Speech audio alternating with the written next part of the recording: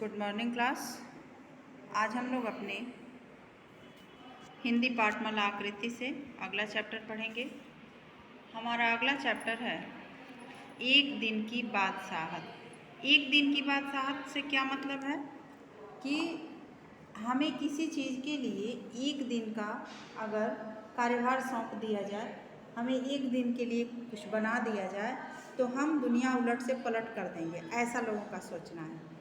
इसी प्रकार इस चैप्टर में जो कहानी है वह बच्चों पर आधारित है। बच्चे ये सोचते हैं कि अगर एक दिन हमें हमारे घर का पूरा जिम्मेदारी मिल जाए तो हम अपने घर को पलट कर रख देंगे। ठीक है, तो चलिए इस कहानी से हम पढ़ते हैं कि बच्चे क्या सोचते हैं। आरिफ, सलीम, चलो फौरन सो जाओ। अम्मी की आवाज़ ऐन उस वक्त आती थी जब वे दोस्तों के साथ बैठे कव्वाली गा रहे होते थे या फिर सुबह बड़े मज़े में आइसक्रीम खाने के सपने देख रहे होते थे कि आपा झिंझोड़ कर जगा देती, जल्दी उठो स्कूल का वक्त हो गया। अब देखिए, ये जो बच्चे हैं ये सोचते हैं कि हमें उनकी मम्मी हैं या उनकी बुआ हैं या उनके जो भी हैं घर में जो भी लोग हैं वो लोग उनके साथ ज़बरदस्ती करते हैं। आप लोग सोचिए, यदि पेरेंट्स मम्मी हो, पापा हो या कोई भी हो, यदि बच्चों को सही रास्ता नहीं दिखाएगा तो वो बच्चे क्या होगा, अपने आप जब अपना काम खुद करेंगे, अपने आप ही उठेंगे, अपने आप ही तैयार होंगे, तो वो अपने टाइम से स्कूल नहीं पहुंच पाएंगे। इसलिए एक पेरेंट्स का जो गार्जियनशिप होता है वो ज़रूरी होता है। अनुशासन में बच्चों को रहना बहुत ज़रूरी होता है। तो इसलिए इसमें भी वही बताया गया है, दोनों की मुसीबत में जान थी, हर वक्त पाबंदी, हर वक्त तकरार। अब देखिए, कह रहा हर वक्त पाबंदी और हर वक्त तकरार, इससे क्या मतलब है? तो मतलब ये है कि जब भी वो कुछ भी करने की सोचते बच्चे तो उन्हें पाबंदी लगा दी जाती, मतलब मना कर दिया जाता, उन पे अनुशासन लगा दिया जाता, जिस कारण वो हमेशा अपने उसमें रहते थे, सब कुंठित मन में रहते थे, सब अपनी मन से चू भी नहीं कर सकते। कभी आरिफ को गाने का मूड बनता तो भाईजान डांटते, चुप होता है या नहीं, हर वक्त मेढक की तरह टर्राया जाता। बाहर जाओ तो अम्मी पूछती बाहर क्यों गए, अंदर रहते तो दादी चिल्लाती हाय मेरा दिमाग फटा जा रहा है शोर के मारे, अरे रजिया जरा इन बच्चों को बाहर हाँक दे, जैसे बच्चे ना हुए मुर्गी के चूजे हो गए। अब देखिए, कहने का अर्थ है इनके कि अब घर में बच्चे रहेंगे तो शोर तो होगा, तो बच्चे जब घर में शोर करेंगे तो उनकी दादी चिल्लाती थी कि बच्चों को बाहर भेजो, और अगर बाहर रहते थे तो तब मम्मी चिल्लाती थी कि बाहर क्यों गए हो, अंदर आओ। दोनों घंटों बैठकर इस पाबंदियों से बचने की तरकीबें सोचा करते थे।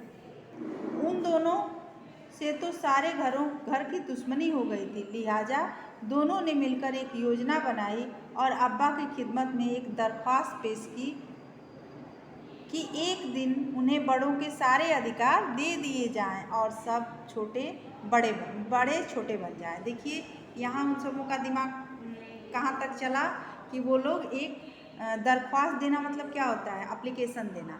जैसे अब एक एप्लीकेशन दिए अपने फादर को कि हम लोगों को एक दिन के लिए घर की सारी जिम्मेदारियां, सारे बड़ों लोगों का अधिकार हम लोगों को दे दिया जाए, जो लोग बड़े करते हैं उन लोगों को, और जो हम लोगों से होता है, हम छोटे हैं हम लोगों से होता है, वो हमारे सारे कार्य बड़े लोगों को दे दिए जाएं। कोई ज़रूरत नहीं उधम मचाने की। अम्मी ने अपनी आदत के अनुसार डांट पिलाई, लेकिन अब्बा जाने किस मूड में थे कि न सिर्फ मान गए बल्कि यह इकरार भी कर बैठे कि कल दोनों को हर किस्म के अधिकार मिल जाएंगे। अभी सुबह होने में कई घंटे थे कि आरिफ ने अम्मी को झिझोड़ डाला, अम्मी जल्दी उठिए, नाश्ता तैयार कीजिए। अब जो बच्चों के साथ होता था वही वो बड़ों के साथ करने लगे। अम्मी ने चाहा एक झापड़ रसीद करके सोई रहे, मगर याद आया कि आज तो उनके सब अधिकार छीने जा चुके हैं। फिर दादी ने सुबह की नमाज पढ़ने के बाद दवाएं खाना और बादाम का हरीरा पीना शुरू किया, तो आरिफ ने उन्हें रोका। तौबा है दादी, कितना हरीरा पिएंगी आप, पेट फट जाएगा। और दादी ने हाथ उठाया मारने के लिए। नाश्ता मेज पर आया तो आरिफ ने खानसामा से कहा, खानसामा मतलब घर के नौकर जो खाना बनाते हैं उनको खानसामा कहते हैं, अंडे और मक्खन वगैरह हमारे सामने रखो, दलिया और बिस्कुट, दूध बिस्कुट इन सबको दे दो। आपा ने कहर भरी नज़रों से उन्हें घूरा, मगर बेबस थी, क्योंकि रोज की तरह आज वह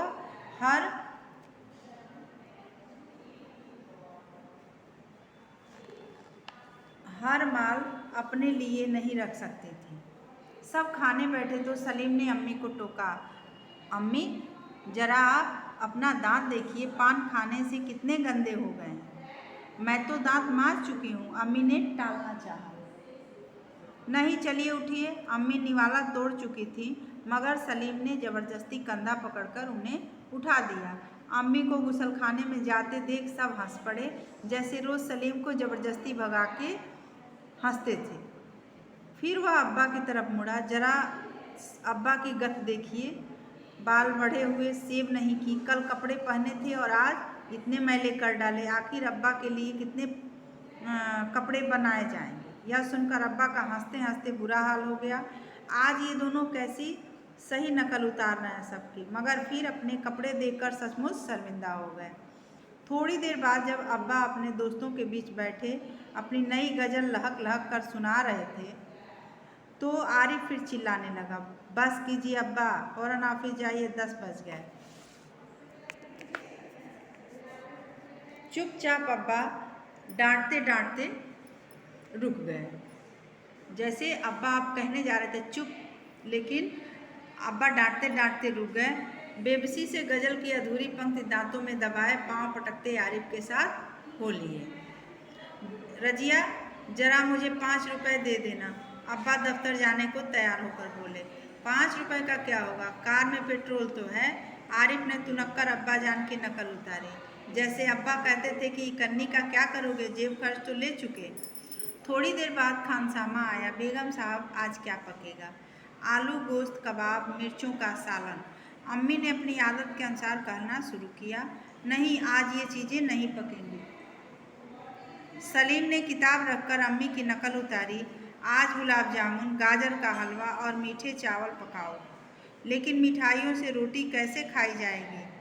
अम्मी किसी तरह सब्र न कर सकी, जैसे हम रोज़ सिर्फ मिर्चों के सालन से खाते हैं, दोनों ने एक साथ कहा। दूसरी तरफ दादी किसी से तू मैं किए जा रही थी। ओफो दादी, तो शोर के मारे दिमाग पिघलाए दे रही हैं। आरिफ ने दादी की तरफ दोनों हाथों से सिर थाम कर कहा। इतना सुनते ही दादी ने चीखना चिल्लाना शुरू कर दिया कि आज ये लड़के मेरे पीछे हाथ धोकर पड़ गए हैं। मगर अब्बा के समझाने पर खून का घूंट पीकर रह गईं।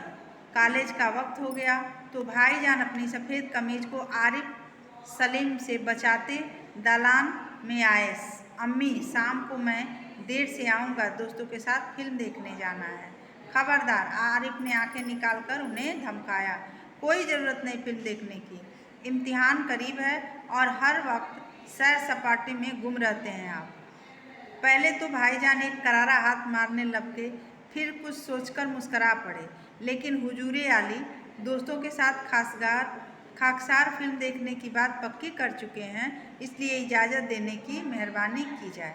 उन्होंने हाथ जोड़ के कहा, मना करें, बस मैंने एक बार कह दिया। उसने लापरवाही से कहा और सोफे पर बैठकर अखबार देखने लगा। उसी वक्त आपा भी अपने कमरे से निकली, एक निहायत भारी साड़ी में लचकती लटकती बड़े ठाठ से कॉलेज जा रहे थे। आपा, सलीम ने बड़े गौर से आपा का मुआयना किया। इतनी भारी साड़ी क्यों पहनी है? शाम तक गारत हो जाएगी, इस साड़ी को बदल कर जाइए।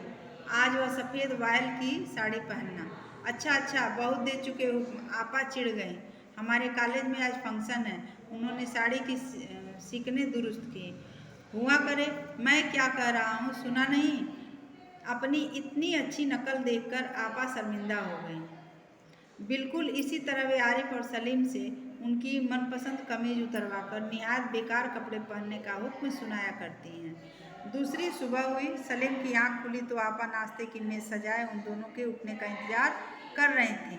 अम्मी खानसामा को हुक्म दे रही थीं कि हर खाने के साथ एक मीठी चीज़ जरूर पकाया करो। अंदर आरिफ के गाने के साथ भाईजान मेज पर तबला बजा रहे थे और अब्बा सलीम से कह रहे थे, स्कूल जाते वक्त चवन्नी जेब में डाल लिया करो, क्या हर्ज है। क्या हो गया? अब देखिए, एक दिन बच्चे जब सबको सिखा दिए तो सब लोगों का थोड़ा थोड़ा व्यवहार बदल गया। तो ये आपका चैप्टर था। अब हम आगे बढ़ते हैं शब्द अर्थ की तरफ। दरख्वास्त का अर्थ होता है प्रार्थना, गुसलखाना का अर्थ होता है बाथरूम या स्नानघर, फंक्शन का अर्थ होता है कार्यक्रम, उधम का अर्थ होता है हुड़दंग, मुआयना का अर्थ होता है निरीक्षण। तो ये आपका शब्द अर्थ हो गया। उसके बाद हम आगे बढ़ेंगे अब एक्सरसाइज की तरफ। सही उत्तर पर सही का चिन्ह लगाओ।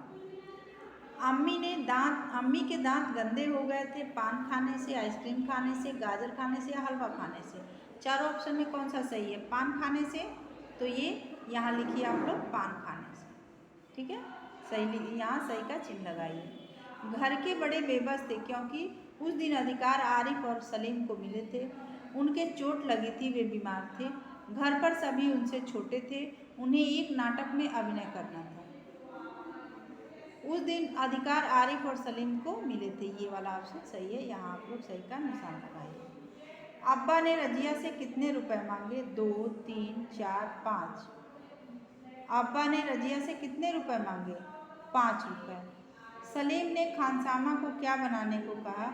गुलाब जामुन, गाजर का हलवा, मीठे चावल या ये सभी। तो हम लिखेंगे ये सभी, ठीक है। अगला एक्सरसाइज है हमारा, कितना हरीरा, किसने किससे कहा? कितना हरीरा पिएंगी आप, पेट फट जाएगा। किसने कहा? आरिफ ने दादी से। मैं तो दांत मांज चुकी हूँ, अम्मी ने सलीम से। कार में पेट्रोल तो है, आरिफ ने अब्बा से। इतनी भारी साड़ी क्यों पहनी है? सलीम ने आपा से। स्कूल जाते वक्त चवन्नी जेब में डाल लिया करो, क्या हर्ज है? अब्बा ने सलीम से, ठीक है। ये आपका एक्सरसाइज भी हो गया, ये चैप्टर भी आपका समाप्त हो गया। अब हम इसका क्वेश्चन आंसर जो होगा उसको हम आपको पीडीएफ के माध्यम से भेजेंगे। आप लोग उसे पीडीएफ से लिख लीजिएगा और ये शब्द अर्थ भी लिख लीजिएगा, ठीक है। तब हम अब मिलेंगे आप लोगों से